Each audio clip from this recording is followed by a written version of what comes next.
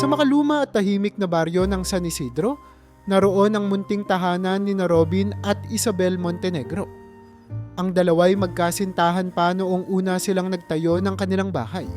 May kulay ang kanilang mga araw noon, mga ngiti at kwentuhan sa ilalim ng araw, mahahabang gabi ng pag-uusap tungkol sa kanilang mga pangarap at ang kanilang di mabilang na plano para sa hinaharap. Ngunit habang lumipas ang mga taon, isang hangarin ng tila hindi maabot ang magkaanak. Sa unang mga taon ng kanilang pagsasama, puno sila ng pag-asa. Sa bawat buwan na dumadaan, palaging may pagtatanong si Isabel habang marahan niyang hinahaplos ang kanyang tiyan.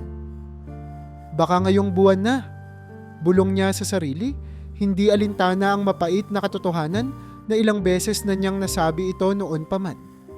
Si Robin, na kahit tahimik at tila matatag sa harap ni Isabel, ay nakararamdam din ng mabigat na pagkabigo. Sa tuwing nakikita niya ang kanyang asawa na tila nawawalan ng sigla, mas lalong tumitibay ang kanyang desisyon na huwag magpakita ng lungkot. Pero sa likod ng kanyang ngiti, naroon ang takot na baka hindi talaga sila magkakaroon ng anak. Siguro, Robin, mali lang ang timing natin, sabi ni Isabel. Minsang magkatabi silang nakaupo sa harap ng kanilang bahay. Ang kanilang taniman ng rosas, na siyang isa sa mga paboritong alagaan ni Isabel, ay tila simbolo ng kanilang paghihintay. Walang kibo si Robin. Mahinahon siyang tumango, ngunit hindi niya maiwasang mapatingin sa kalangitan, para bang naghahanap ng sagot sa hindi nasasabi. Sa ikalawang taon, sinubukan nilang magpakonsulta sa isang espesyalista sa lungsod. Mahabang pila, maraming pagsusuri, at ang masakit na tanong na palaging bumabalik, bakit wala pa rin? Nang walang konkretong sagot mula sa doktor, sinimulan nilang subukan ang iba't ibang paraan. Nag-aral sila ng mga natural na fertility methods, sumubok ng mga herbal supplements, at tumingin pa ng alternatibong gamot na mula sa ibang bansa. Ngunit kahit anong kanilang gawin, ang resulta ay palaging pareho. Walang pagbubuntis. Sa ikalimang taon, dumaan sila sa kanilang pinakamatinding pagsubok bilang mag-asawa. Ang mga simpleng argumento ay nagiging malalaking pagtatalo. Baka kasi masyado na tayong stress. Pumutok na wika ni Isabel habang nakaupo sila sa kusina. Paano ba naman hindi tayo ma-stress? Ang dami na nating nagastos. Ang dami nating sinubukan, pero wala pa rin. Balik ni Robin, halatang puno na rin ng sama ng loob. Ang usapan ay madalas nauuwi sa katahimikan, sa malamig na pagtatalikod, at sa gabing magkasamang natutulog, ngunit parehas nagising ang isipan, puno ng pangamba at panghihinayang. Ngunit ang pagmamahal na nagbuklod sa kanila noong una ay hindi tuluyang naputol. Kahit sa mga panahong tila gusto na nilang sumuko, palaging may isang makakapitan. Ang kanilang malapit na kaibigang si Tia Loring, na nakilala nila sa baryo, ay palaging nagdadala ng mainit na lugaw at salabat sa tuwing nakikita niyang mukhang malungkot ang dalawa. Huwag kayong mawawalan ng pag-asa, sabi nito minsang dinalaw sila. May panahon para sa lahat ng bagay. Kapit lang, anak. Sa paglipas ng mga taon, natutunan nilang tanggapin ang kanilang sitwasyon. Hindi ito nangangahulugan ng tuluyang pagsuko, kundi ng pagkakaroon ng pananampalataya na may plano para sa kanila. Robin, sabi ni Isabel isang gabi habang magkahawak sila ng kamay. Alam ko na masakit, pero baka hindi pa talaga panahon natin. Maghintay lang tayo. Dasal lang tayo. Tumango si Robin, at sa unang pagkakataon matapos ang maraming taon, naramdaman niyang gumaan ang kanyang dibdib. Isang umaga, matapos ang 10 taon ng paghihintay, isang hindi inaasahang pangyayari ang nagbago sa kanilang mundo. Si Isabel, na matagal nang nawalan ng pag-asang magkakaanak, ay biglang nagising na may kakaibang pakiramdam. Nang magtungo siya sa doktor upang kumpirmahin ang kanyang hinala, naroon ang sagot na matagal na nilang inaasam. Buntis ka, masayang sabi ng doktor, ngunit ang salitang iyon ay nagdulot ng halo-halong emosyon. Pagkalito, pagkalito, at sa huli, labis na kaligayahan. Nang bumalik si Isabel sa kanilang bahay, napansin agad ni Robin ang kakaibang ningning sa mata ng kanyang asawa. "May nangyari ba?" tanong niya. Nagtataka ngunit bahagyang nakangiti. Hindi na makapagsalita si Isabel. Lumapit siya kay Robin, mahigpit itong niyakap. At sa pagitan ng mga hikbi, bumulong, "Buntis ako, Robin, magkakaanak tayo." Hindi makapaniwala si Robin. Agad niyang niyakap ng mahigpit si Isabel, halos ayaw bumitiw. Ang araw na iyon ay tila isang panaginip. Pagkatapos ng isang dekadang paghihintay, sa wakas ay nabigyan sila ng biyayang noon ay akala nilang hindi na mangyayari. Sa mga susunod na linggo, naging mas maingat si Robin kay Isabel. Pinangangalagaan niya ito ng sobra, pinagluluto ng mga pagkaing mayaman sa nutrisyon, at sinisiguro niyang may sapat na oras ng pahinga ang kanyang asawa. Nagmistulang bago ang kanilang relasyon. Nagbalik ang sayabo at sigla sa kanilang mga araw. Ang bahay nila, na dati tila natatakpan ng ulap ng kalungkutan, ay muli ng puno ng liwanag. Sa tuwing mapapatingin si Robin kay Isabel, hindi niya maiwasang magpasalamat sa pagkakataon. Sa bawat haplos sa tiyan ng kanyang asawa, nararamdaman niya ang pag-asa na matagal nang nawala. Sa wakas, matapos ang lahat ng sakit at paghihintay, ang kanilang hinahangad na himala ay dumating. Ang mga dating gabing puno ng luha ay napalitan ng mga ngiti. Ang kanilang pag-ibig ay nanatiling buo at mas matatag pa kaysa dati. At ang kanilang kwento ay muling nagsimula. Hindi bilang mga mag-asawang naghihintay, kundi bilang mga magulang na handang yakapin ang bagong yugto ng kanilang buhay. Ang pagdating ni Jacob Isaiah Montenegro ay tulad ng pagsikat ng araw pagkatapos ng mahabang gabi. Mula sa maselan na pagbubuntis ni Isabel, bawat araw ay isang hamon. Ang kanyang katawan ay tila masyadong mahina at ang panganib ng komplikasyon ay laging nariyan. Subalit sa kabila ng lahat, hindi nawala ang kanilang pag-asa. Si Robin ay laging nasa tabi niya, pinaglilingkuran at tinitiyak na lahat ng pangangailangan ni Isabel ay natutugunan. Sa bawat prenatal check-up, sa bawat ultrasound, ay parang lalo silang nalalapit sa pangarap nilang magkaanak. Isang maalinsangan na hapon, dumating ang oras na matagal nilang hinihintay. Isinugod si Isabel sa ospital dahil nagsimula na siyang mag-labor. Hindi niya maiwasang maiyak, hindi lamang dahil sa sakit kundi dahil sa takot at pananabik. Hawak-hawak ni Robin ang kanyang kamay habang sinusubukan siyang palakasin ang loob. "Nandito lang ako, mahal. Kakayanin mo to." Bulong niya, bagamat ramdam ang sariling kaba. At doon, matapos ang ilang oras ng hirap at pagdadasal, narinig nila ang unang iyak ni Jacob. Malakas, buo, at puno ng buhay. Hawak ni Isabel ang kanilang bagong silang na sanggol habang pumapatak ang mga luha sa kanyang mga pisngi. "Siya na ang pinakamagandang biyaya sa buhay natin," mahina niyang sabi. "Robin, tingnan mo ang anak natin." Hindi makapagsalita si Robin. Hinawakan niya ang munting kamay ng bata at sa sandaling iyon, naramdaman niyang kumpleto na sila. Ang lahat ng kanilang pagod at luha ay nabura sa isang iglap ng ngiti at tuwa. Pag-uwi nila sa kanilang munting bahay, tila nagbago ang lahat. Ang silid na matagal nilang inihanda, ang kuna, ang maliliit na damit, ang mga laruan, ay nagkaroon na ng laman. Sa wakas, ang silid ay hindi na isang paalala ng kanilang matagal na paghihintay, kundi isang tunay na kanlungan para sa kanilang anak. Sa bawat gigising sila tuwing madaling araw upang magpakain o magpatulog, hindi sila nadadaig ng antok o pagod. Sa halip, napapalitan ito ng kasiyahan sa bawat ngiti ni Jacob. Mabilis lumipas ang mga buwan. Sa unang beses na ngumiti si Jacob, para bang tumigil ang mundo ni na Robin at Isabel. "Ayan, ayan, nakita mo, Robin? Ngumiti siya." Tili ni Isabel habang hawak ang munting mukha ng kanilang anak. Ang ganda ng ngiti niya, mahal. Para bang sinasabi niya sa atin na salamat. Sagot ni Robin habang nakangiti rin. Sa mga sumunod na linggo, nagsimula na silang marinig ang kanyang unang mga tawa. Isang musika na nagbibigay liwanag sa kanilang tahanan. Hindi nagtagal, si Jacob ay natutong gumapang. Sa una, puro ungol at maliit na paggapang lamang. Ngunit bawat hakbang na kanyang nagagawa ay parang malaking tagumpay para kina Robin at Isabel. Kayang-kaya mo yan, anak, wika ni Robin habang tinuturo ang laruan sa dulo ng kwarto. Sa bawat maliliit na tagumpay ni Jacob, lalo nilang nararamdaman na hindi na sayang ang lahat ng kanilang pinagdaanan.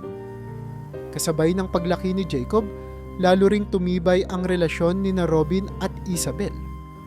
Ang mga dating argumento at di pagkakaunawaan ay tila lumabo sa harap ng kanilang bagong layunin bilang magulang. Ang dati nilang tahimik na tahanan ay napuno ng halakhak ng mga kaluskos ng maliit na paa at ng walang tigil na pag-uusap tungkol sa mga simpleng bagay. Ang saya-saya ko, Robin, minsang nasabi ni Isabel habang nagmamasid sa anak nilang naglalaro. Parang ngayon lang ulit ako nakahinga ng ganito kaluwag. Pakiramdam nila ay halos wala nang mahihiling pa. Ang kanilang araw-araw ay puno ng masasayang alaala. Ang unang hakbang ni Jacob, ang unang salitang mama at papa, na tila musika sa kanilang mga pandinig, at ang mga simpleng kwentuhan sa hapagkainan tungkol sa kung paano nila papalakihin ang kanilang anak. Sa bawat gabi na nagpapahinga sila pagkatapos ng isang araw ng pag-aalaga, lagi nilang naaalala kung gaano sila pinalad. Subalit, kahit puno ng liwanag ang kanilang tahanan, hindi nila alam na may mga ulap na nagbabantang dumilim sa kanilang kalangitan. Ngunit sa ngayon, pinili nilang magtuon sa kasiyahang hatid ng kanilang anak. Si Jacob, na para sa kanila ay sagisag ng kanilang pananampalataya, ay ang sentro ng kanilang mundo. Ang bawat ngiti niya, ang bawat yakap niya, at ang bawat halik na ipinamamalas niya ay parang liwanag na nagtataboy sa kahit anong dilim na dumaan sa kanilang buhay. Marahil ay walang perpektong buhay. Ngunit sa mga araw na iyon, naramdaman ni na Robin at Isabel na sapat na ang kanilang mayroon. Sa kabila ng mahabang paghihintay, sa kabila ng sakit at pagsubok, ang kanilang pamilya ay nabuo. At para sa kanila, ito ang pinakadakilang biyaya na kailanman ay kanilang natanggap. Sa mga sandaling iyon, wala nang ibang mahalaga kundi ang pag-iingat sa kanilang liwanag. Si Jacob, ang kanilang anak, ang kanilang inspirasyon, at ang pinakamatibay na tanda ng kanilang pagmamahalan. Isang mainit na hapon nang magpasya si Jacob na maglakad-lakad sa eskinita malapit sa kanilang bahay. 10 taong gulang na siya noon, masayahin at mausisa. Ngunit mapapansin mong mas malapit siya sa mga hayop kaysa sa ibang bata sa kanilang lugar. Sa bawat hakbang niya, napansin niya ang isang kakaibang tunog, isang mahinang ungol na tila nanggagaling mula sa ilalim ng isang sirang lamesa sa gilid ng kalye. Huminto siya, kinutuban, at maingat na sumilip. Doon niya nakita ang tuta. Napakaliit nito, halos kasinlaki lamang ng isang bulsa, at ang balahibo'y puro putik at alikabok. Halatang gutom ito at nanginginig pa sa takot. "Kawawa ka naman," bulong ni Jacob. Marahang lumapit siya at iniabot ang isang piraso ng tinapay mula sa kanyang baon. Unay umatras pa ang tuta, ngunit makalipas ang ilang minuto, lumapit din ito at kinain ang alok ni Jacob. "Huwag kang matakot, hindi kita sasaktan," sabi niya habang hinihimas ang ulo ng hayop. Pagka-uwi ni Jacob, bitbit ang tuta sa kanyang mga bisig, ay agad siyang sinalubong ni Isabel sa pintuan. "Ano yang dala mo?" tanong nito, halatang nagtataka. "May nakita po akong tuta sa eskinita, mama. Ang payat at parang walang nag-aalaga," paliwanag ni Jacob, mariing tinitingnan ang mukha ng ina. Nagbabaka sakaling papayag ito. Si Isabel ay tumingin muna sa aso, pagkatapos ay kay Jacob. "Alam mo bang responsibilidad ang mag-alaga ng hayop? At saka, anong sasabihin ng papa mo?" Tanong niya, ngunit hindi galit ang tono niya, kundi puno ng alalahanin. Alam ko po, ako ang mag-aalaga sa kanya. Promise mama, hindi ko siya pababayaan. Pilit na sabi ni Jacob, hawak-hawak pa rin ang tuta. Jacob, kung hahayaan kitang ituloy ito, dapat siguraduhin mong aalagaan mo siya. Ayokong nakikita kang mahirapan o mawalan ng oras sa iba mong dapat gawin. Ani Isabel. Natuwa si Jacob sa narinig at agad niyang niyakap ang kanyang ina. Salamat mama, hindi kayo magsisisi, promise. Masaya niyang sigaw. Nang dumating si Robin, napansin agad nito ang bagong miyembro ng pamilya. Ano to? Tanong niya habang tumitingin sa tuta na natutulog sa malambot na tela. Papa, napulot ko po siya kanina sa eskinita. Wala na po siyang ibang mapupuntahan. Paliwanag ni Jacob na tila nagmamakaawa. Si Robin ay matagal munang nag-isip bago tumango.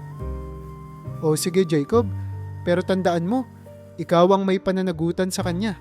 Hindi pwedeng kami lang ng mama mo ang mag-aasikaso dyan, sabi niya.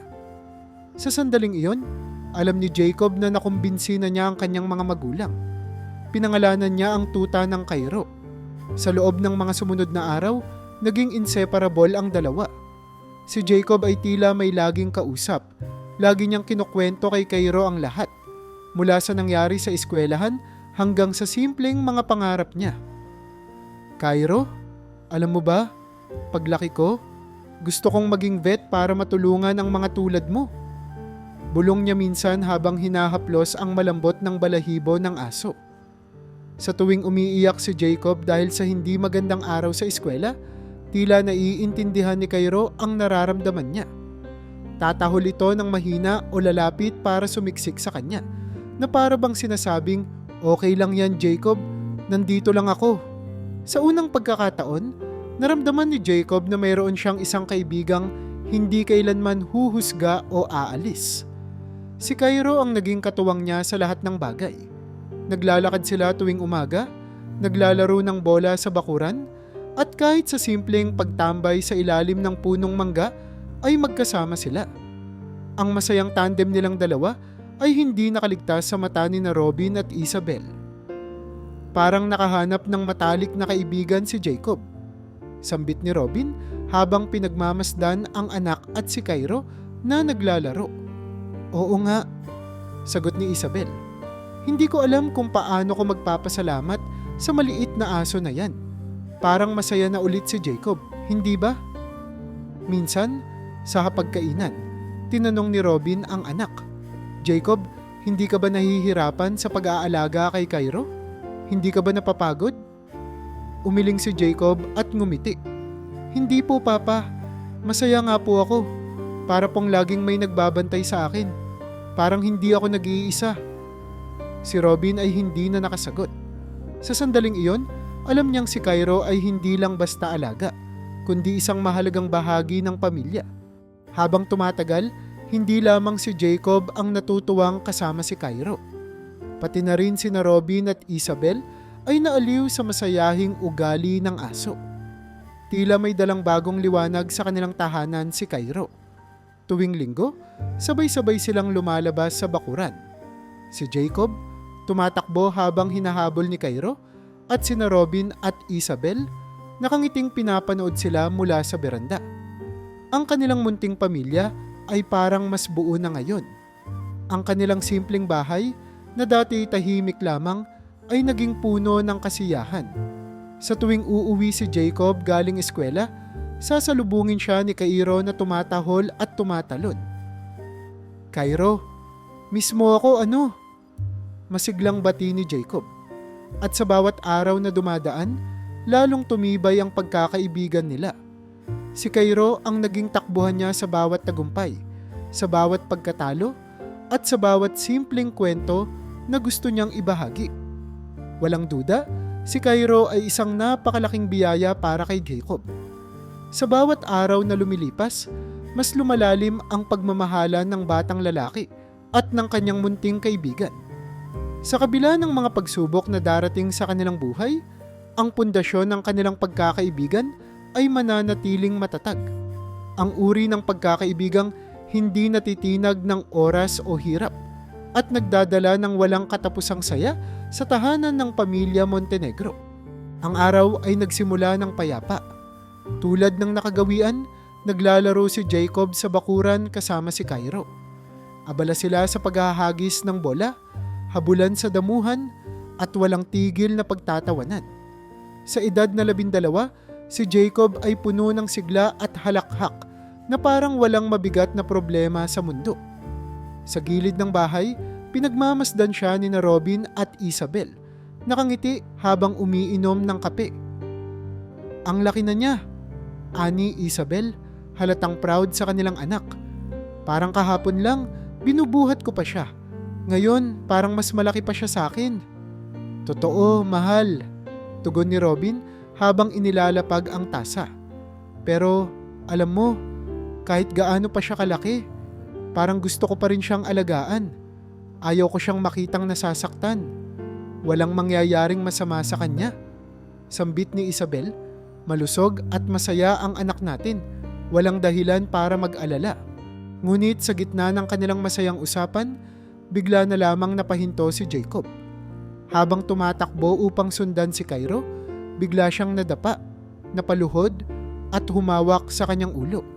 Hindi yon pangkaraniwang pagkadapa. Ang mukha niya ay puno ng pighati at halos wala na siyang masambit kundi isang mahinang, "Mama, Papa, masakit." Mabilis na tumayo si na Robin at Isabel, agaran siyang sinalubong. "Jacob, anong nangyari?" tanong ni Robin habang iniangat ang bata sa kanyang mga bisig. "Bakit ka nahulog? Jacob, tingnan mo ako." Ngunit bago pa sumagot si Jacob, tuluyan na siyang nawalan ng malay. Nataranta si Isabel. "Robin, bilisan mo. Dalhin natin siya sa ospital." Kinuha ni Robin ang susi ng kotse at walang sinayang na oras, sinugod nila ang bata sa pinakamalapit na emergency room. Sa likuran ng sasakyan, yakap-yakap ni Isabel ang anak nilang nawawalan ng malay. "Jacob, anak, magising ka," anya habang humihikbi. "Nandito kami. Magiging okay ka, promise." Sa ospital, tinanggap agad si Jacob. Agad siyang isinailalim sa pagsusuri. Mga blood test, CT scan, at iba't ibang uri ng imaging. Habang naghihintay sa labas ng emergency room, tila lumulutang ang isip ni na Robin at Isabel.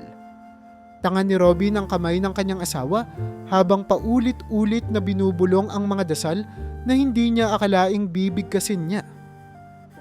"Huwag sanang masyadong malala, mahal," anya. "Huwag naman sanang masyadong malala." Makalipas ang ilang oras, lumabas ang doktor, may dalang clipboard at seryosong mukha. "Mr. and Mrs. Montenegro, I'm afraid I have some bad news." Panimula nito. Sa mga salitang iyon, bumigat ang mundo ng mag-asawa. Ang natuklasan ay isang malubhang kondisyon, brain cancer. Isang bihirang uri na matagal ng tahimik na umiiral sa utak ni Jacob. Sa bawat salitang binibitawan ng doktor, lalo lamang nilang nararamdaman ang bigat ng sitwasyon. Bakit? Bakit siya? Lumuluha si Isabel habang kausap ang doktor. "Anak ko siya. Napakabait ng anak ko. Hindi siya dapat nahihirapan ng ganito." Si Robin, bagamat hindi umiiyak, ay halatang gumuho ang kanyang mundo. "Dok, anong pwede naming gawin? Hindi kami susuko. Gawin niyo ang lahat ng makakaya niyo," sabi niya ng mariin, halos humihingi ng himala. Sinimulan nila ang chemotherapy. Sa bawat session, naging mas mahirap para kay Jacob. Ang dating masiglang bata ay unti-unting nanghihina. Ang kanyang buhok, na palaging magulo dahil sa paglalaro, ay unti-unting nalagas. Ang mga mata niyang dati puno ng kislap ay naging mapungay, at ang kanyang mga galaw ay tila mabagal na at mahina. Nakikita ni na Robin at Isabel ang kanilang anak na dahan-dahang nawawala ang dating sigla. "Mama, Papa, masakit. Pagod na ako," minsang sabi ni Jacob habang nagpapahinga sa kaama. Ngunit kahit sa gitna ng paghihirap, ngumiti siya.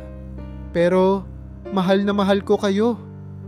Sa bawat araw na dumadaan, mas lalong nararamdaman ni na Robin at Isabel na nauubos na ang oras. Ang chemotherapy ay nagpatuloy, ngunit hindi ito sapat upang pigilan ang paglala ng kondisyon ni Jacob. Kahit ano pa ang gawin ng mga doktor, hindi nila maalis ang mapait na katotohanang ang kanilang anak ay maaaring hindi magtagal. Isang gabi, habang binabantayan ni Isabel ang anak, marahang pumikit si Jacob at tila hindi na magising. Tinawag niya si Robin. Mahal, hindi siya gumigising. Nanginginig si Isabel habang hinahaplos ang mukha ng anak. Dumating ang mga doktor, ngunit ang tanging magagawa nila ay maglagay ng life support. Pumasok na siya sa koma. Nananatili si Cairo sa ilalim ng kama ni Jacob. Tila ramdam din ang bigat ng sitwasyon. Ang dating masigla at makulit na tuta ay naging tahimik at palaging nakabantay.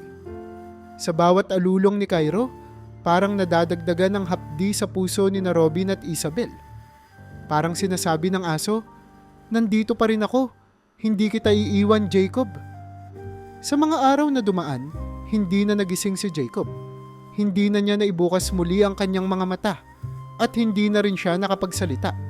Ngunit kahit sa katahimikang iyon, nararamdaman ni na Robin at Isabel na naroon pa rin siya. Hawak nila ang kanyang kamay, hindi bumibitiw sa panalangin, umaasang kahit papaano, mabibigyan pa sila ng isa pang pagkakataon. Isa pang sandaling marinig ang kanyang tawa, makita ang kanyang ngiti, at muling maramdaman ang init ng kanyang yakap.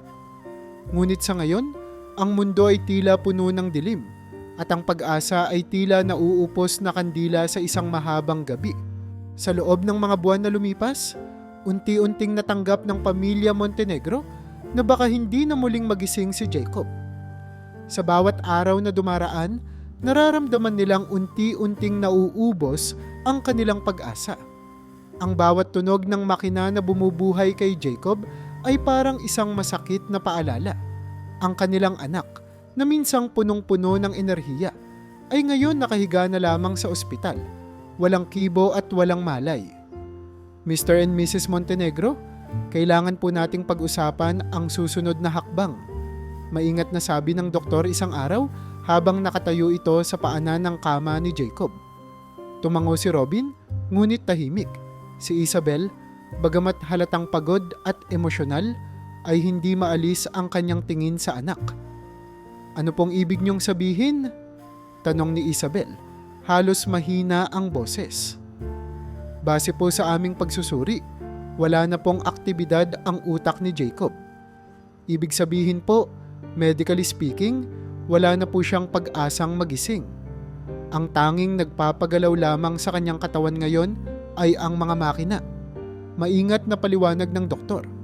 Nag-usap sina Robin at Isabel ng pribado matapos ang konsultasyon. Nasa isang maliit na waiting room sila, magkatabi ngunit tila may dingding ng lungkot sa pagitan nila. "Isabel, mahal, baka dapat tanggapin na natin. Ayoko nang nakikita siyang nahihirapan." Simula ni Robin, pilit na tinatago ang panginginig ng kanyang boses. "Ano pa bang magagawa natin? Kung wala na talagang pag-asa, baka mas makakabuti kung ano, Robin? Kung bitawan na lang natin siya?" Biglang putol ni Isabel. Hindi niya mapigilan ang galit at hinanakit sa kanyang boses. "Paano mo nasasabi yan? Anak natin siya. Hindi ako susuko. Alam kong may himala. Alam kong gigising pa siya." "Hindi ito tungkol sa pagsuko, Isabel," balik ni Robin. "Ito ay tungkol sa pagbigay sa kanya ng kapayapaan. Ang sakit-sakit nang nakikita siyang ganito araw-araw. Tayo ang nahihirapan, pero siya ang mas nagdurusa. Mahal, baka dapat na natin siyang hayaan." "No," mariing sagot ni Isabel. "Hindi ko matatanggap yan. Hindi ko kayang isipin na susuko na tayo. Gusto kong bigyan pa siya ng oras, ng pagkakataon. Hindi ba't palagi tayong nagdadasal para sa isang himala? Hindi mo ba naisip na baka hindi pa tapos ang laban ni Jacob? Hindi maialis ni Robin ang kanyang mga luha. Alam niyang mahirap ang kanilang pinagdadaanan, Ngunit nais niya ring maunawaan ang nararamdaman ng kanyang asawa. Kung gusto mong bigyan pa ng oras si Jacob, mahal, pagbibigyan kita, sagot niya. Pero sana, pagdating ng panahon, kung wala pa rin, sana maintindihan mo rin ako.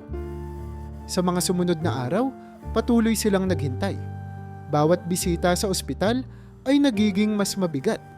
Ang kanilang mundo ay umiikot sa silid ni Jacob, sa tunog ng makina, at sa panalangin na magising siya.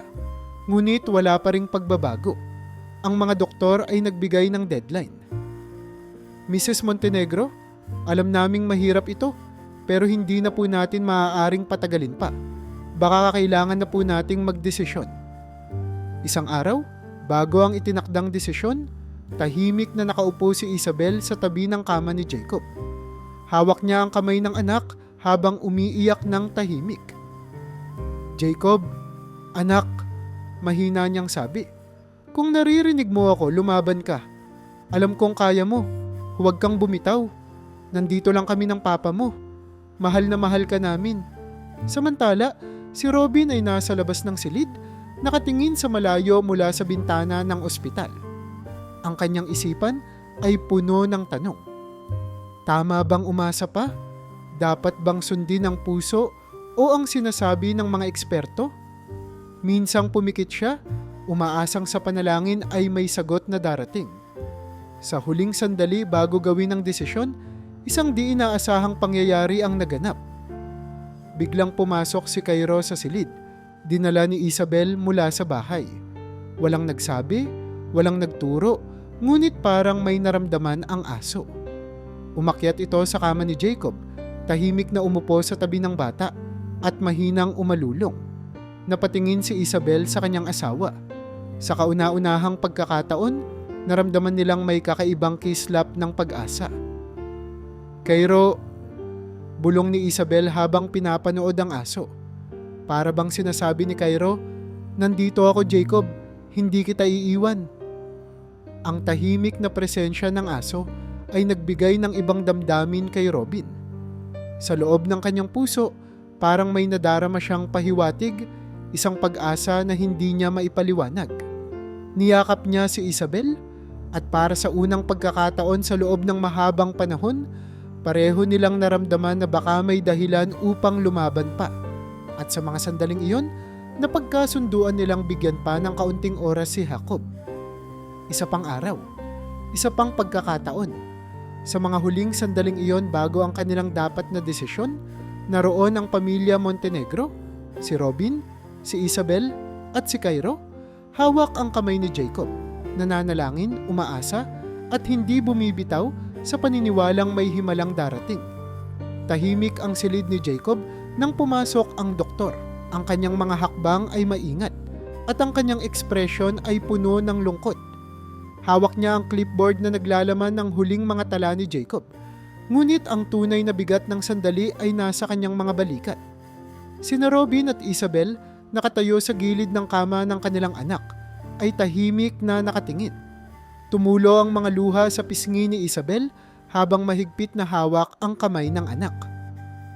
Mr. and Mrs. Montenegro, maingat na simula ng doktor. Handa na po ba kayo? Si Robin ay tahimik. Halatang matagal niyang pinag-isipan ang sandaling ito, ngunit hindi siya nakasagot. Si Isabel, sa kabilang banda, ay tila hindi marinig ang tanong. Ang kanyang mga mata ay nakatuon kay Jacob, para bang hinihintay niyang biglang bumangon ang anak at sabihin sa kanilang isa lang itong masamang panaginip. Ngunit alam niyang hindi ganoon kasimple ang buhay. Habang papalapit ang doktor sa makina, biglang may nangyari na hindi inaasahan. Umalulong ng malakas si Cairo. Sa una, akala ng lahat ay normal lamang ito. Ang alulong ng isang asong nalulungkot para sa kanyang amo.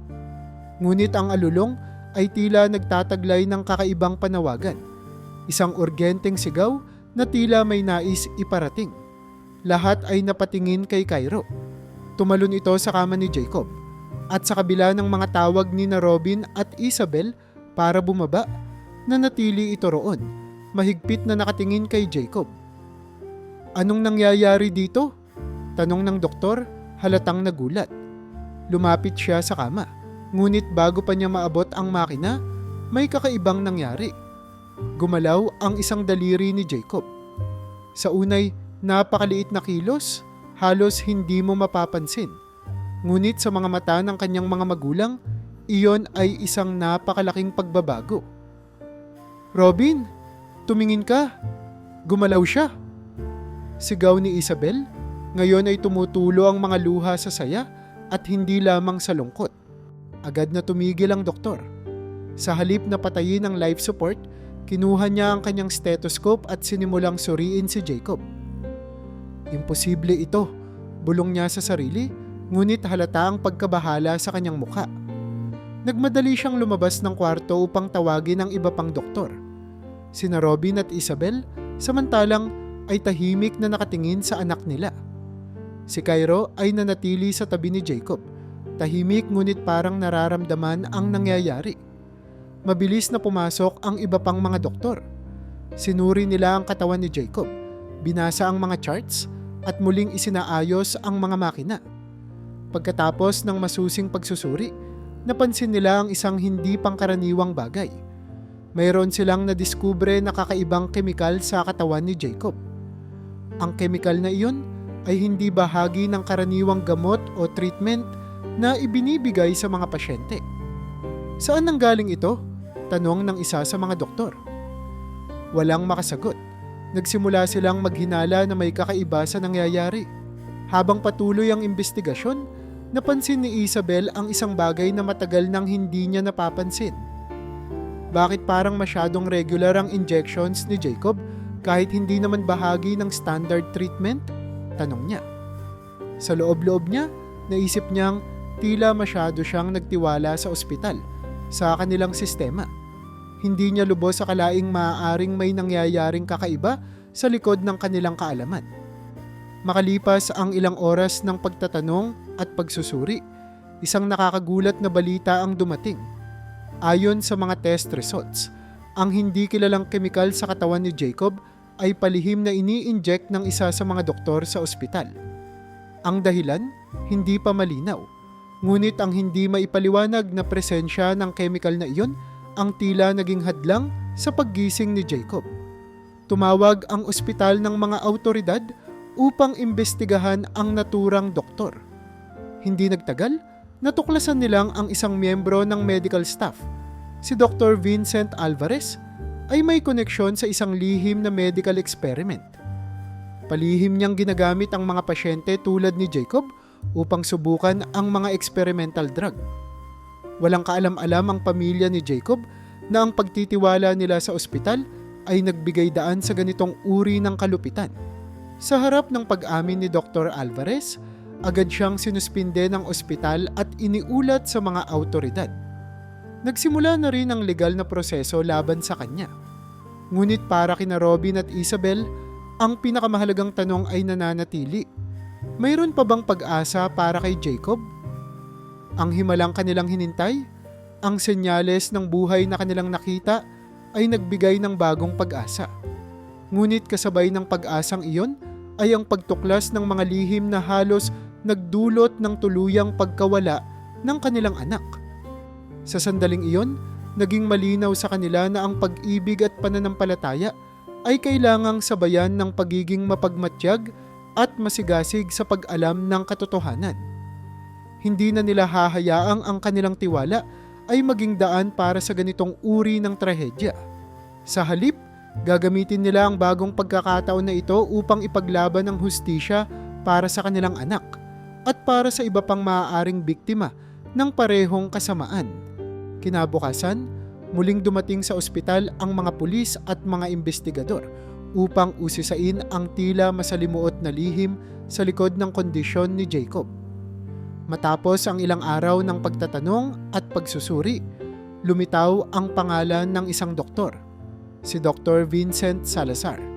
Isang kilalang espesyalista sa larangan ng pediatric oncology, si Dr. Salazar ay hinahangaan ng marami dahil sa kanyang mga tagumpay sa paggamot ng mga batang may cancer. Ngunit sa kabila ng kanyang reputasyon, tila may mga anino sa likod ng kanyang mga tagumpay. Si Dr. Salazar? Gulat na tanong ni Isabel nang makarinig ng balita mula sa mga investigador. Hindi maaari. Siya ang doktor na nagbigay sa amin ng pag-asa noong una naming dinala si Jacob dito. Paano ito nangyari? Sinubukang kalmahin ni Robin ang kanyang asawa, ngunit maging siya ay puno ng pagkabalisa. Isabel, hihintayin natin ang buong paliwanag. Siguro may dahilan, pero kung totoo tong naririnig natin, huminto siya, hindi na maituloy ang nais sabihin. Ang posibilidad na ang doktor na pinagkatiwalaan nila ang posibleng dahilan ng mas matinding kalagayan ng kanilang anak ay hindi niya matanggap. Habang nagpatuloy ang investigasyon, mas maraming detalye ang lumitaw. Ayon sa mga dokumentong nakuha mula sa ospital, si Dr. Salazar ay konektado sa isang lihim na research group na gumagawa ng experimental drugs. Ang mga gamot na ito ay sinasabing para sa mga pasyenteng may malulubhang sakit na walang ibang opsyon. Sa unang tingin, tila makatao ang layunin, ang magbigay ng pag-asa sa mga pasyente at kanilang pamilya. Ngunit may isang mahalagang aspeto ang itinago. Ang mga gamot ay hindi pa aprobado at ginagamit ang mga pasyente bilang test subjects nang walang pahintulot ng kanilang mga mahal sa buhay. Alam niyo po ba kung paano napili si Jacob? Tanong ng isang investigador kay Isabel habang sila ay nakaupo sa maliit na conference room ng ospital. Hindi alam ni Isabel ang isasagot. Hindi ko alam, sagot niya. Nanginginig ang boses. Lagi naming sinusunod ang payo ng mga doktor. Akala namin lahat ng ginagawa nila ay para sa kabutihan ng anak namin. Si Dr. Salazar ay hindi basta-basta doktor. Isa siyang tanyag na figure sa mundo ng medisina at maraming ospital ang humahanga sa kanyang research. Ngunit ayon sa mga insider report, may ilang kasamahan sa industriya ang nagtatanong na kung bakit masyadong agresibo ang kanyang mga paggamot at kung bakit tila napakarami niyang pasyenteng dumaranas ng kakaibang side effects. Sa tuwing tinatanong siya ng mga kapwa-doktor, maingat siya sa kanyang sagot. Lagi niyang sinasabi na ang kanyang mga pamamaraan ay cutting edge at kinakailangan upang iligtas ang mga pasyente. Masyadong idealistic ang mga tao. Anya minsang nakapanayam ng isang medical journal. Kung gusto nating magbago ang mundo, kailangan nating sumugal. At kung minsan, kailangan nating gawin ang mga bagay na hindi pa nauunawaan ng karamihan. Hindi lubos maisip ni na Robin at Isabel na ang kanilang anak ang isa sa mga sinugal ng doktor. Sa mga natuklasang dokumento, malinaw na ginamit si Jacob bilang isang test subject. Ang mga injection na ibinibigay sa kanya sa ilalim ng rason na bahagi ito ng kanyang regular na chemotherapy ay may halong experimental drugs. At bagamat hindi pa nalalaman ang buong epekto ng mga ito, isa itong malaking paglabag sa karapatan ng pasyente. Hindi kailanman pumayag sina Robin at Isabel na maging bahagi ng anumang experiment ang kanilang anak. Wala kaming alam sa lahat ng ito, sabi ni Robin sa pulis. Nagtitiwala kami sa ospital na ginagawa nila ang lahat para sa kapakanan ni Jacob. Hindi namin inisip na may iba pa palang nangyayari sa likod ng aming kaalaman. Lahat ng ebidensyang nakita namin ay tumuturo kay Dr. Salazar. Paliwanag ng investigador. Siya ang pangunahing nagrekomenda ng experimental drug na iyon at siya rin ang may hawak ng mga papeles na hindi sinasabi sa inyo. Pero, bakit? Ano ang motibo niya? Tanong ni Isabel. Gusto niya bang gumaling si Jacob o ginagamit lang niya ang anak ko para sa sarili niyang ambisyon? Ilang araw pang nagpatuloy ang investigasyon. Pinuntahan ng mga pulis at medical ethics boards ang opisina ni Dr. Salazar. Natagpuan nila ang ilang hindi rehistradong records ng pasyente at mga vial ng experimental drugs na hindi dapat ginagamit sa isang ospital na sumusunod sa regulasyon. Habang lumalabas ang mga ebidensya, naging mas malinaw ang larawan. Si Dr. Salazar ay isa sa mga nangungunang miyembro ng isang underground medical group na nagsasagawa ng clinical trials ng hindi aprobado. Sa layuning makahanap ng breakthrough sa cancer treatment, ginamit nila ang mga pasyente tulad ni Jacob bilang kanilang test subject ng walang pahintulot at walang proteksyon. Sa harap ng ganitong revelasyon, lalong tumindi ang galit ni na Robin at Isabel. Si Robin, na dati tahimik at kalmado, ngayon ay hindi na kayang pigilin ang kanyang emosyon. Sinira niya ang tiwala namin. Sigaw niya sa isa sa mga social workers ng ospital. Dahil sa kanya, halos mawala sa amin si Jacob. Gusto naming malaman ang buong katotohanan, sabi ni Isabel, determinadong malaman ang bawat detalye ng ginawa ni Dr. Salazar. Kahit masakit, kahit mahirap, kailangan naming malaman kung ano talaga ang nangyari. Kung ginamit nila ang anak ko, gusto naming managot siya. Sa huli, nanatiling isang misteryo kung ano talaga ang epekto ng experimental drugs kay Jacob. Ngunit isang bagay ang naging malinaw. Ang tiwala ng pamilya Montenegro ay hindi na basta-basta muling maibibigay. At kahit sa harap ng himala ng biglaang kilos ng kanilang anak, alam nilang may mas malalim pang kwento sa likod ng kanyang kalagayan. Kwento ng kasakiman, ambisyon, at pag-abuso ng tiwala. Isang kwentong kailangang mabigyang hustisya upang hindi na maulit pa. Hindi inakala ng mga pulis at ng administrasyon ng ospital na mabilis ang kilos ni Dr. Vincent Salazar.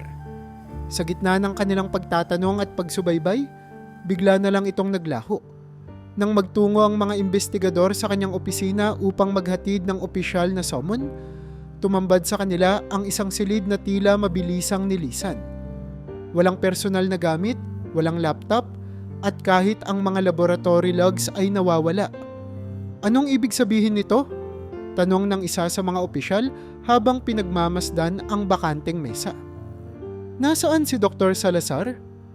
Hindi maipaliwanag ng ospital kung paano ito nangyari. Ayon sa security footage, nakita nila si Dr. Salazar na umaalis sa pasilidad isang gabi bago ang nakatakdang investigasyon. Suot ang isang laboratory coat at may dalang clipboard. Dumaan ito sa back exit at ipinakita ang isang identification card na sa unang tingin ay mukhang lehitimo. "Good night, Doc," bati pa ng gwardya. Hindi man lang nagtaka ang sinuman sapagkat si Dr. Salazar ay palaging may late night rounds.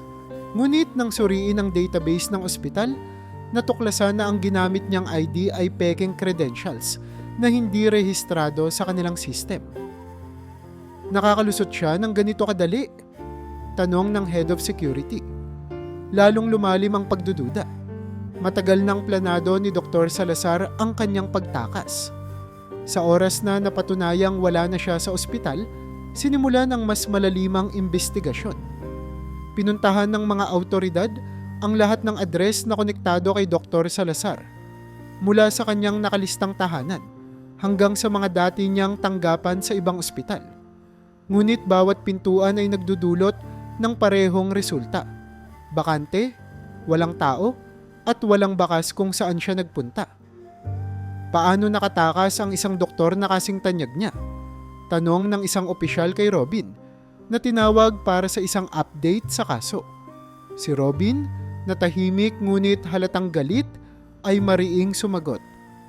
Siguro dahil masyadong maraming bulag sa ginagawa niya. Marami ang nagtiwala, kaya wala silang napansin. Si Isabel, na katabi niya, ay tahimik lamang.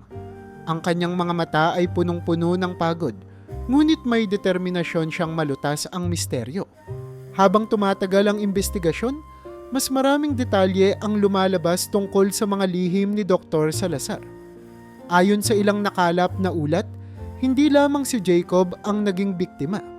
May ilang mga pasyente rin mula sa iba't ibang ospital na nakaranas ng kakaibang kondisyon matapos sumailalim sa treatment ni Dr. Salazar. Ang ilan ay bigla na lang bumigay ang katawan. Ang iba ay hindi na rin nagising. Ngunit sa bawat kaso, walang naiwan na matibay na ebidensya upang direktang idiin si Dr. Salazar.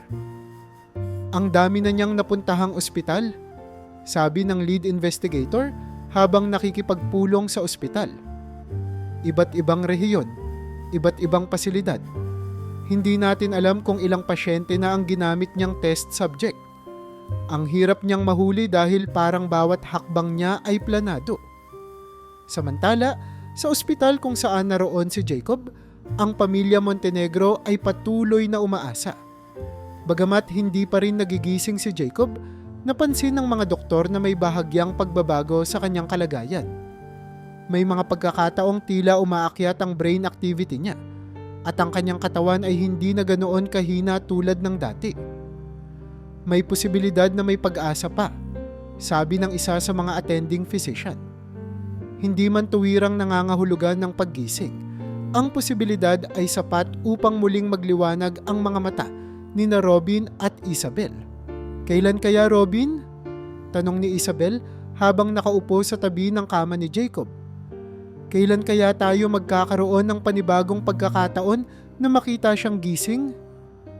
I don't know, Isabel. Sagot ni Robin, hinahaplos ang kamay ng kanyang asawa. Pero habang may pag-asa, hindi tayo susuko. Ilang buwan na nating tiniis ito. Kung kailangan pa nating maghintay, maghihintay tayo. Habang lahat ng ito ay nangyayari, si Cairo, na tila tahimik ngunit mapagbantay, ay nanatili sa ilalim ng kama ni Jacob. Kahit anong pilit ni na Robin at Isabel na pauwiin ang aso o dalhin ito sa ibang lugar, hindi ito umaalis.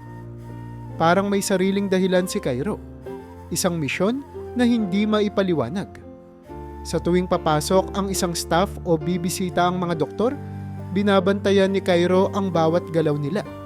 At sa tuwing lalapit si Isabel upang kausapin ang anak, dahan-dahang aakyat si Cairo at ilalapit ang ulo sa kamay ni Jacob, na para bang sinasabing, nandito pa rin ako, hindi kita iiwan. Sa mga gabing tahimik, maririnig ang mahinang huni ni Cairo. Para bang ito ang nagsisilbing panalangin ng isang hayop para sa kanyang pinakamatalik na kaibigan. Ang tahimik na presensya nito ay nagbigay ng kakaibang lakas kay Isabel. Kahit si Cairo, hindi sumusuko, bulong niya sa sarili. Siguro ako rin, hindi dapat sumuko. Habang patuloy ang investigasyon at pagtugis kay Dr. Salazar, nagkakaroon ng bagong pag-asa sa silid ni Jacob. Maaaring hindi pa ito malinaw o tiyak, ngunit para kina Robin at Isabel, ang bawat araw na dumaraan ay isang patunay na hindi pa tapos ang laban. Sa gitna ng kanilang paghihintay, naroon si Cairo, ang tahimik ngunit matibay na tagapagbantay, patuloy na nagbibigay ng inspirasyon na magpatuloy, magdasal, at maniwalang darating ang tamang panahon. Isa na namang tahimik na umaga sa ospital. Tulad ng mga nakalipas na araw, nakaupo si Isabel sa tabi ng kama ng kanyang anak. Si Robin naman ay nakatayo malapit sa bintana, tahimik na pinagmamasdan ang liwanag ng araw na tumatagos sa kortina. Walang nagsasalita sa kanilang dalawa, ngunit ramdam ang bigat ng bawat saglit. Sa loob ng maraming buwan, ang buhay nila'y umiikot sa inaasahan, ang paggising ni Jacob. Ngunit hanggang ngayon, nananatili itong nakahiga, hindi gumagalaw, at tila malayong marinig ang kanilang mga panalangin. Maya-maya, tila may napansin si Isabel. Bahagyang kumilos ang pilik mata ni Jacob. Tumigil siya sa paghinga sa pagkabigla. Robin! Tawag niya, agad na hinawakan ng kamay ng asawa. Robin, tingnan mo! Agad lumapit si Robin sa kama, hindi makapaniwala sa kanyang nakikita. Ang mata ni Jacob, na matagal nang nakapikit, ay biglang bumukas. Hindi pa lubusang malinaw, ngunit halatang may galaw. Halos hindi makapagsalita si Isabel. Tumulo ang mga luha niya habang marahan niyang hinawakan ang pisngi ng anak. Jacob, anak, naririnig mo ba ako? Isang mahinang tunog ang lumabas mula kay Jacob, parang isang mahinang ungol. Nagkatinginan sina Robin at Isabel, hindi makapaniwala. Para bang may narinig silang musika matapos ang mahabang panahon ng katahimikan. Tumawag sila ng nurse at hindi nagtagal, ang buong team ng doktor ay dumating upang suriin ang bata. Habang patuloy na gumagalaw ang mga mata ni Jacob, tila nagkaroon ng biglang pag-asa ang lahat ng nasa silid. Lumipas ang ilang araw at unti-unti nang nagiging malinaw ang bawat kilos ni Jacob. Sa simula, parang nahihirapan siyang bumuo ng mga salita. Ngunit sa tulong ng mga therapist at walang sawang suporta ng kanyang mga magulang, nagawa niyang sabihin ang kauna-unahang salitang nais marinig ng lahat, Mama. Bahagyang napatakip ng bibig si Isabel sa pagkagulat at tuwa. Hinawakan niya ang kamay ni Jacob, hindi napigilang tumawa sa sobrang galak. Oo anak, Mama ito. Naririnig mo na ako. Sa bawat araw, mas lalong bumubuti ang kalagayan ni Jacob. Maging ang mga doktor ay naguguluhan kung paano nangyaring bumalik ang kanyang malay at bakit ganito kabilis ang kanyang recovery. It's highly unusual, sabi ng isa sa kanila habang kausap sina Robin at Isabel sa labas ng silid.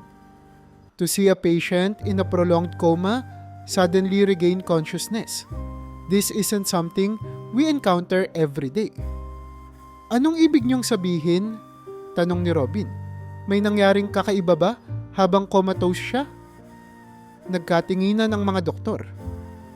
We're not entirely sure, sagot ng isa sa kanila. Pero base sa kanyang progress, tila bumubuti na ang lahat. Patuloy pa rin kaming magmomonitor. Ngunit habang nagbabalik ang lakas ni Jacob, may mga bagay na hindi malinaw sa kanya. Isang gabi, habang nagkukwento si Isabel sa tabi ng kanyang kama, bigla itong tumigil sa pagtawa. Mama, mahina niyang sabi. May naaalala ako, pero parang panaginip lang. Ano yon anak? Tanong ni Isabel. Tila naaaliw, ngunit sabik na malaman. Parang may taong nasa tabi ko, sagot ni Jacob. Parati niya akong tinuturukan ng kung ano. At masakit. Ayoko siyang makita ulit. Napatingin si Isabel sa anak, halatang naguluhan. Baka panaginip lang yan, Jacob. Anya, ngunit sa loob-loob niya, tila may bumalik na mga hinala. Pero anong itsura niya? Hindi makapagbigay ng malinaw na sagot si Jacob. Hindi ko makita ang mukha niya, sabi niya. Bahagyang umiling. Pero lagi ko siyang naririnig. Lagi niya akong tinuturukan ng gamot na masakit. Tapos mawawala ulit ako. Habang nag-uusap sila, si Robin naman ay nakikinig mula sa pinto. Tumama sa kanyang isipan ang mga ulat na nakuha nila tungkol kay Dr. Salazar. Bagamat tumakas na ito at patuloy pa ring pinaghahanap, hindi maalis sa isip ni Robin ang posibilidad. Baka nga may mas malalim pang kwento sa likod ng pagkakasakit ni Jacob. At kung totoo ang sinasabi ng bata, baka nagdulot ang mga eksperimento ng higit pang pinsala kaysa sa inaakala nila. Sa sumunod na mga araw, naging usap-usapan ang mabilis na paggaling ni Jacob. Hindi lamang ang kanyang pamilya ang nagtatanong kung ano ang dahilan. Pati ang mga doktor at ang ospital mismo ay nag-iimbestiga. Ang mga salaysay ni Jacob, bagamat hindi pa lubos na malinaw, ay tila nagbigay ng bagong direksyon sa kaso. Kung si Dr. Salazar nga ang nasa likod ng lahat, kailangang mahanap siya upang magbigay linaw. Ngunit sa ngayon, si Jacob ang prioridad. Ang bawat araw nagising siya, bawat salita na kanyang sinasabi, ay parang isang panibagong pag-asa para sa pamilya Montenegro. Habang nakatingin si Isabel sa kanyang anak, hinawakan niya ang kamay nito. Hindi kita iiwan anak, mahinang sabi niya. Laban lang tayo. Hindi tayo titigil hanggat hindi mo ulit nararamdaman na ligtas ka. Si Jacob ay bahagyang tumango. Ang mga mata ay punong-puno ng damdamin. Mama, salamat, sagot niya. Salamat po sa hindi niyo pagsuko. Sa silid na iyon, kung saan ang bawat araw ay dating puno ng tahimik na lungkot, muling bumalik ang liwanag. Ngunit sa kabila ng pagbabagong ito, alam nilang marami pang tanong ang kailangang sagutin. Marami pang katotohanan ang kailangang tuklasin. At sa likod ng bawat ngiti at bawat halik sa noo ni Jacob, nanatili ang isang palaisipan. Ano ang tunay na nangyari habang siya ay nakaratay? Ano ang lihim na pilit tinatakpan ni Dr. Salazar?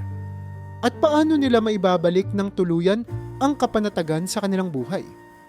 Kahit bumubuti na ang kondisyon ni Jacob, hindi pa rin tuluyang nababawasan ang bigat sa dibdib ni na Robin at Isabel.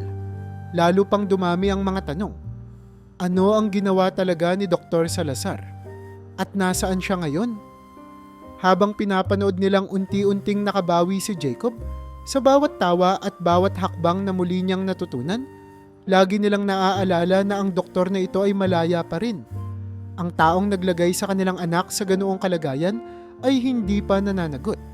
Hindi ako makakapayag na mawala na lang siya ng ganun-ganun, sabi ni Robin sa asawa isang gabi habang nagpapahinga sila sa ospital. Kailangan nating gawin ang lahat para mahanap siya. Kung hindi, paano tayo magkakaroon ng kapayapaan? Tiningnan siya ni Isabel, tahimik ngunit determinadong sumang-ayon. Gagawin natin ang lahat. Hindi tayo titigil. Kinabukasan, muling nakipag-ugnayan sina Robin at Isabel sa mga awtoridad na humahawak ng kaso. Dinala nila ang mga medical records, ang mga ulat mula sa ospital, pati na ang mga natatandaan ni Jacob tungkol sa panahon na nasa coma siya. Ang mga impormasyon ni Jacob, kahit hindi ganap na malinaw, ay nagsilbing mahalagang piraso sa puzzle. Ayon sa bata, may naririnig siyang boses. Isang lalaking mababa ang boses na tila laging nagmamadali. Parang may tinatago siya, Mama, sabi ni Jacob, minsang kausap ang kanyang ina. Hindi ko makita ang mukha niya, pero alam kong siya ang nagbibigay sa akin ng gamot. Sa tulong ng mga ebidensyang naipon, natukoy ng mga awtoridad na si Dr. Salazar ay nakapagtago na sa labas ng bansa. Isa siyang taong mahusay magtago ng bakas. Hindi lumalabas sa digital records, hindi gumagamit ng credit cards, at naglalakbay gamit ang pekeng pasaporte. Ayon sa impormasyon, nagtungo siya sa isang rehiyon kung saan hindi gaanong mahigpit ang regulasyon sa medisina. May mga ulat na nakikita siyang pumapasok sa isang private clinic sa ibang bansa, ngunit laging nagtatapos ang trail bago ito makumpirma ng mga investigador. Ibig sabihin patuloy pa rin siya sa ginagawa niya, sabi ni Isabel, ramdam ang galit sa kanyang boses. Hindi pa rin siya tumitigil. Mas lalo nating kailangang mag-ingat, tugon ni Robin. Kung totoo nga yan, baka hindi lang si Jacob ang biktima niya. At sino ang makapagsasabing hindi siya babalik? Baka balikan niya tayo.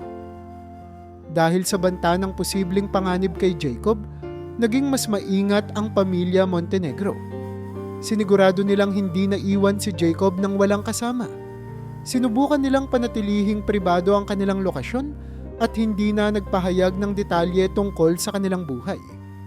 Si Cairo, na noon pa man ay tila may malalim na koneksyon kay Jacob, ay palaging nasa tabi ng bata. Sa tuwing lalapit ang isang estranghero o may papasok na bagong staff sa ospital, tahimik na binabantayan ni Cairo ang bawat galaw. Para siyang may alam na hindi natin alam, sabi ni Isabel, minsang napansing hindi umaalis si Cairo sa ilalim ng kama ni Jacob. Parang alam niya kung kailan may dapat bantayan. Kahit unti-unti nang bumabalik sa normal ang pisikal na kalagayan ni Jacob, hindi may kakailang may trauma pa rin siyang dinadala. May mga gabi na bigla siyang magigising mula sa pagkakahimbing, humihingal at umiiyak. Mama, nandito na naman siya. Minsang sabi niya, yakap-yakap si Cairo. Ayoko na. Ayoko na siyang maramdaman. Wala na siya rito, anak. Sagot ni Isabel, pilit pinapatahan ng anak. Ligtas ka na. Hindi na niya tayo maaano. Ngunit kahit gaano man subukang kumbinsihin ni Isabel ang anak, alam niyang hindi ganoon kabilis mawala ang trauma. Ang bawat araw ay isang hakbang patungo sa paggaling, hindi lang sa katawan, kundi pati sa isipan at damdamin. Sa tuwing magkukwento si Jacob ng tungkol sa kanyang mga panaginip o alaala, hindi nila ito iniiwasan. Pinakikinggan nila siya. Tinitiyak na nararamdaman niyang ligtas siya sa piling nila. Samantala, habang patuloy ang pag-iingat sa kanilang pamilya, patuloy din ang paghahanap kay Dr. Salazar. Isang araw, nakatanggap ng tawag sina Robin mula sa isang ahensya ng gobyerno. May lead kami, sabi ng opisyal sa telepono. Hindi pa kumpirmado, pero may impormasyon kaming nakuha na nagtutugma sa description niya. Kailan namin malalaman ang detalye? Tanong ni Robin. Ramdam niya ang pagkabalisa, ngunit may halong pag-asa. Hindi pa kami makapagbigay ng eksaktong oras, pero ginagawa na ng team ang lahat para ma-verify ang impormasyon. Kapag sigurado na kami, bibigyan namin kayo ng update.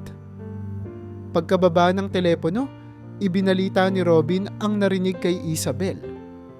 Parang may pag-asa pa rin tayo. Niya, pero alam kong mahirap maghintay.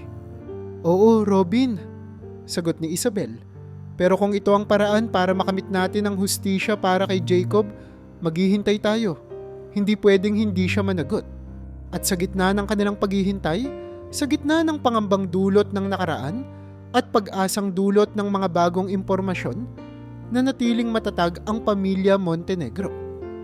Sa bawat araw na dumaraan, nanatiling tahimik si Cairo sa tabi ni Jacob.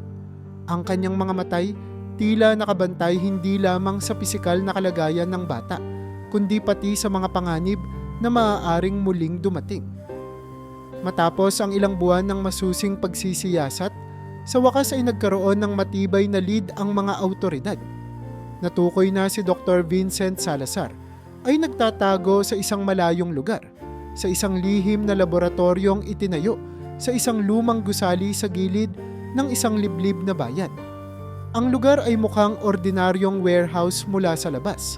Ngunit sa loob nito ay natuklasan ang mga makabagong kagamitan pang-medikal na ginagamit sa hindi aprobadong eksperimento. Maraming nakahilerang chemical vials, operating tables, at mga medical records na walang tamang dokumentasyon. Isang umaga, sa tulong ng lokal na pulisya at mga tauhan ng National Investigation Unit, sinalakay nila ang lugar.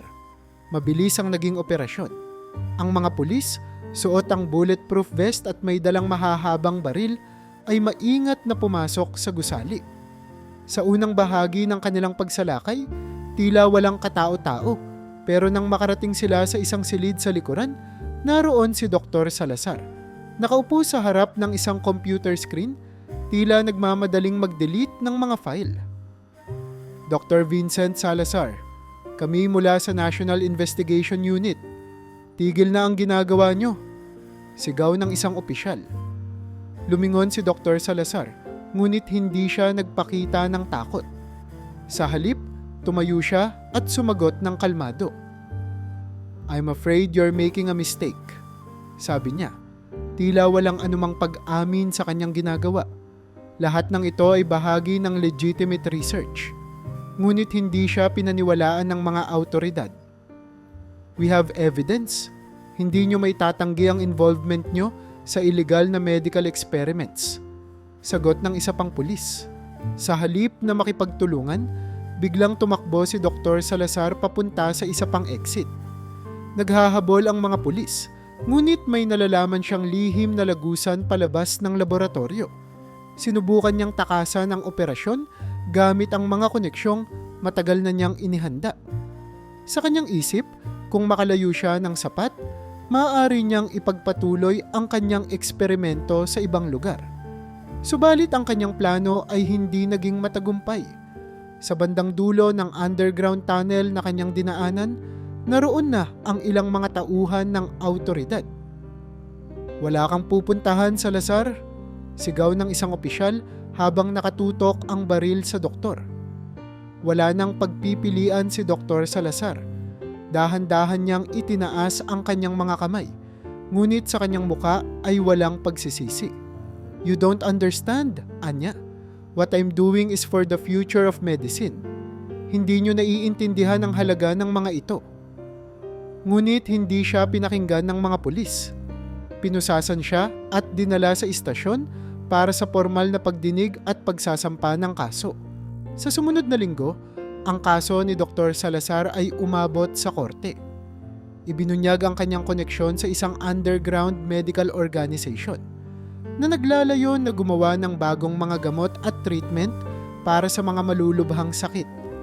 Ngunit sa halip na sundin ang tamang proseso ng medical trials at ethics approval, palihim nilang ginagamit ang mga pasyente bilang test subjects. Maraming biktima ang lumabas at nagbahagi ng kanilang mga karanasan. Ang ilan ay hindi alam na ginagamit sila, habang ang iba naman ay niloko sa pag-aakalang regular na gamot ang ibinibigay sa kanila. Sa harap ng lahat ng ebidensya at testimonya, si Dr. Salazar ay nahatulan ng habambuhay na pagkakabilanggo.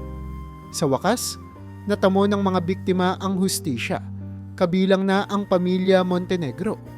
Bagamat masakit pa rin ang alaalang iniwan ng karanasan, nagkaroon ng kaluwagan ang kanilang puso nang malaman nilang hindi na makakapinsala pa si Dr. Salazar sa iba. Natapos na rin, sabi ni Isabel habang magkahawak sila ng kamay ni Robin. Hindi na niya ulit magagawa ito. Hindi pa rin tayo makakalimot sa nangyari, Isabel, sagot ni Robin. Pero sa wakas, makakahinga na tayo ng maluwag. At least ngayon, alam natin na may hustisya para kay Jacob. Habang si Jacob ay patuloy na bumabawi mula sa kanyang kalagayan, patuloy din ang kanyang pamilya sa pagtanggap sa mga bagong araw ng may mas malaking pag-asa. Ang natamo nilang hustisya ay hindi maibabalik ang lahat ng nawala, ngunit naging simula ito ng bagong yugto. Isang yugto kung saan mas alam nila ang halaga ng bawat saglit, bawat yakap at bawat ngiti na hatid ng kanilang pamilya. Matapos ang lahat ng naranasan ng pamilya Montenegro, isang mas tahimik na ritmo ang bumalik sa kanilang buhay. Ang ospital na noon ay tila naging pangalawang tahanan nila ay unti-unti nang napalitan ng mas maraming oras sa bahay. Si Jacob, bagamat may mga bakas pa rin ng kanyang sakit sa katawan, ay unti-unting bumalik sa normal. Sa bawat pagbangon niya tuwing umaga, ramdam ng kanyang mga magulang na parang muling sumisikat ang araw. Jacob, tingnan mo ito, masayang sabi ni Isabel habang inilalabas ang mga larawan ng kanilang pamilya mula sa isang lumang album. Nakaipit doon ang litrato ni Jacob noong sanggol pa siya habang buhat ni Robin. Ngumiti si Jacob bagamat bahagyang nanlalabo ang kanyang paningin. Ang taba ko pala noon, biro niya, bahagyang tumawa. Huwag mo nang balikan ng dati, sagot ni Robin, bahagyang nagbibiro ngunit seryoso rin. Importante, bumuti ka na ngayon. Ngunit sa ilalim ng kanyang ngiti, ramdam pa rin ni Robin ang pasasalamat. Hindi lang sa paggaling ni Jacob, kundi sa mga leksyong natutunan nila sa gitna ng hirap. Ang kanilang anak ay isang patunay na kahit sa gitna ng dilim, may pag-asa. Si Cairo, na palaging nasa tabi ni Jacob kahit sa mga oras na walang ibang kasama ang bata, ay mas lalong naging malapit sa kanya. Parang hindi ito aalis sa kanyang tabi, at sa bawat araw na dumaan, mas lalong nagbabadya ang kakaibang koneksyon ng dalawa. Isang hapon, habang nagbabasa si Jacob ng librong pangbata tungkol sa mga doktor, dahan-dahang sumiksik si Cairo sa kanyang gilid. Hinawakan ni Jacob ang ulo ng kanyang aso at nagpasalamat. Cairo, salamat ha. Kung wala ka, hindi ko alam kung paano ako lalaban. Anong binabasa mo, Jacob? Tanong ni Isabel habang naghahanda ng merienda. About sa mga doktor, Mama. Sagot niya. Gusto ko rin maging doktor balang araw. Napahinto si Isabel. Tila nagulat ngunit sabay ding napangiti. Talaga? Bakit gusto mo maging doktor? Para makatulong. Sagot ni Jacob. Kung kaya nila akong iligtas, siguro kaya ko rin iligtas ang iba. At gusto ko ring maunawaan kung ano ang nangyari sa akin. Hindi ko kasi lubos na maintindihan dati. Gusto kong malaman lahat para hindi na mangyari sa iba. Habang naririnig ni Isabel ang bawat salita ng anak, hindi niya mapigilan ang mag-isip kung gaano nakalayo ang narating ng bata mula sa mga araw na tila wala ng pag-asa. Ang anak nilang dating mahina at halos mawalan ng buhay, ngayon ay may pangarap na muling makakatulong sa iba. Para sa kanya, ang bawat salitang iyon ay parang himig ng tagumpay. Hindi lamang dahil sa paggaling ni Jacob, kundi dahil sa determinasyon nitong magpatuloy sa buhay. Papa, minsang tanong ni Jacob habang tumutulong mag-ayos ng mga halaman sa bakuran. Paano ba magdoktor? Natigilan si Robin. Parang nagbalik ang mga alaala ng panahong halos mawalan siya ng pag-asa. Ngunit agad din niyang sinagot, "Hindi madali. Kailangan mo mag-aral ng mabuti, tapusin ang kolehiyo, at pumasok sa medical school. Pero kung gusto mo talaga, kaya mo yan." Tumango si Jacob. "Kakayanin ko, Papa. Gusto ko kasing makatulong, hindi lang sa pamilya natin pero pati sa ibang tao na tulad ng pinagdadaanan ko noon." Sa likod ng bawat plano ni Jacob ay ang alaala ng mga trahedya at pagsubok na kanilang hinarap. Hindi nila ito nilimot, ngunit sa halip, ginamit nila bilang lakas. Ang kanilang kwento ay naging gabay kung paano mas maging matatag. Sa bawat kwento ni Jacob sa paaralan, sa bawat bagong kaibigang nakikilala niya, alam niyang daladala niya ang mga leksyong natutunan niya sa kabila ng lahat ng sakit.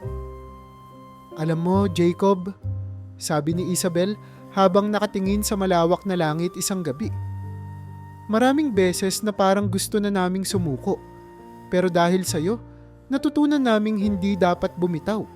Natutunan naming ang buhay ay may mga himalang dumarating sa tamang panahon."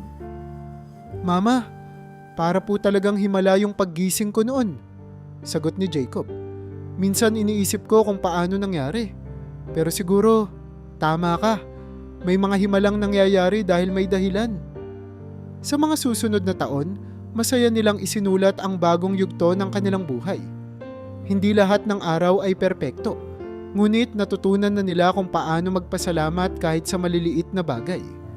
Ang bawat yakap ni Jacob kay Cairo, ang bawat araw na gumigising silang magkakasama, ang bawat simpleng hapunan na puno ng tawanan. Lahat ng ito ay bahagi ng isang panibagong simula. Sa kabila ng lahat ng hirap at sakit, natutunan nilang ang buhay ay isang biyayang puno ng pag-asa, pagmamahal, at walang hangganang posibilidad.